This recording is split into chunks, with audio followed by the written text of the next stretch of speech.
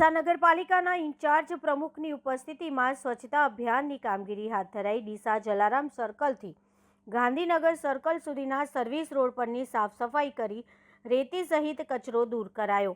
National highway authority સ્વચ્છતા અભિયાનની કામગીરી કરવામાં નિષ્ફળ સાબિત થતાં નગરપાલિકા દ્વારા સ્વચ્છતા અભિયાનની કામગીરી કરાઈ. ડીસા શહેરમાં નગરપાલિકાના ઇન્ચાર્જ પ્રમુખ શૈલેષભાઈ રાયગોર શહેરમાં સ્વચ્છતા અભિયાનની સુંદર શરૂઆત કરતા રોડ રસ્તાઓ ચકચકાટ જોવા મળી રહ્યા છે.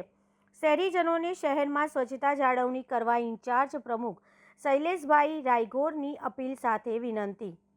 ડીસાના શહેરનો આજે ટૂંક સમયમાં નગરપાલિકા દ્વારા હેલ્પલાઇન નંબર જારી કરાશે. કોઈપણ સમસ્યા હોય તો હેલ્પલાઇન નંબરના માધ્યમથી સમસ્યાને દૂર કરાશે, પાલિકા ઇન્ચાર્જ પ્રમુખ શૈલેષભાઈ રાયગોરે જણાવ્યું. રિપોર્ટર રાકેશ ટગર, ડીસા, બનાસકાંઠા.